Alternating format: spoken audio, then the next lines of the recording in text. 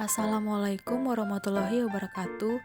Di sini kami dari kelompok 3, kami akan membahas tentang pendokumentasian ASKEP pada kasus HPP primer untuk memenuhi tugas mata kuliah kegawat daruratan maternal neonatal dan basic life support. Perdarahan postpartum merupakan penyebab penting kematian maternal, khususnya di negara berkembang. Faktor-faktor yang dapat menyebabkan perdarahan postpartum adalah grande multipara, jarak persalinan yang pendek kurang dari 2 tahun, dan persalinan yang dilakukan dengan tindakan pertolongan kala 3 sebelum waktunya. Pertolongan persalinan oleh dukun, persalinan dengan tindakan paksa, dan persalinan dengan narkosa. Perdarahan setelah melahirkan atau hemorrhagic postpartum adalah konsekuensi perdarahan berlebihan dari tempat implementasi plasenta, trauma di traktus genitalia, dan struktur sekitarnya. Perdarahan nifas sekunder atau HPP, yaitu perdarahan yang terjadi setelah lebih dari 24 jam postpartum dan biasanya terjadi pada minggu kedua nifas. Angka kejadian ditemukan kurang dari 1% dari semua persalinan.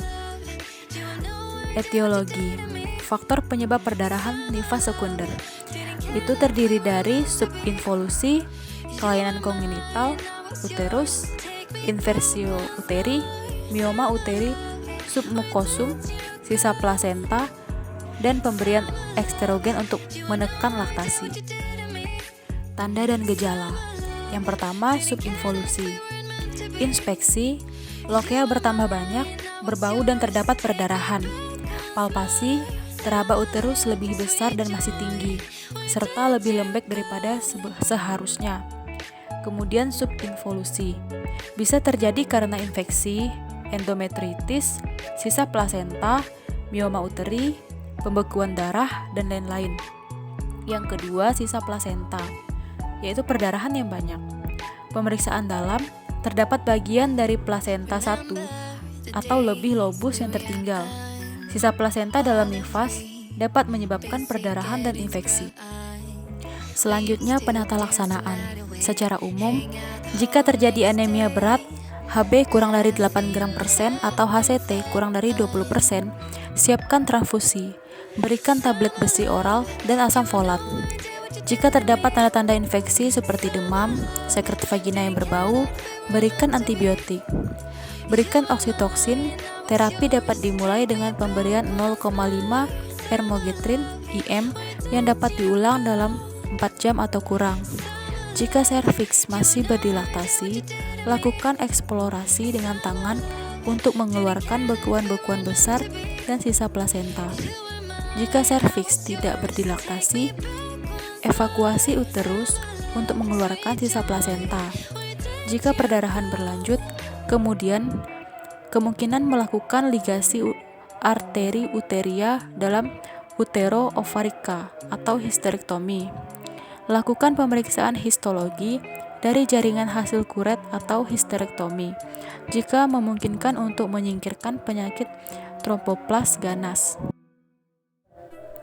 Penyebab perdarahan nifas sekunder karena kelainan uterus, inversio uteri, dan mioma uteri memerlukan penanganan khusus.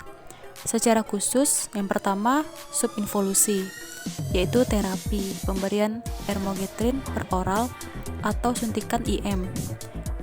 Kemudian sisa plasenta, yaitu terapi pemberian antibiotik. Sisa plasenta dikeluarkan secara digital dengan kuret besar. Jika ada demam, ditunggu sampai suhu turun dengan pemberian antibiotik. 3-4 hari kemudian rahim dibersihkan. Jika perdarahan banyak, maka rahim harus segera dibersihkan walaupun demam. Jika perdarahan berlanjut, lakukan uji pembekuan darah, kemungkinan koagulopati. Baiklah, sekian hasil presentasi dari kelompok kami, yaitu kelompok 3. Mohon maaf jika ada salah kata dalam penyampaian materi. Kami ucapkan terima kasih. Wassalamualaikum warahmatullahi wabarakatuh.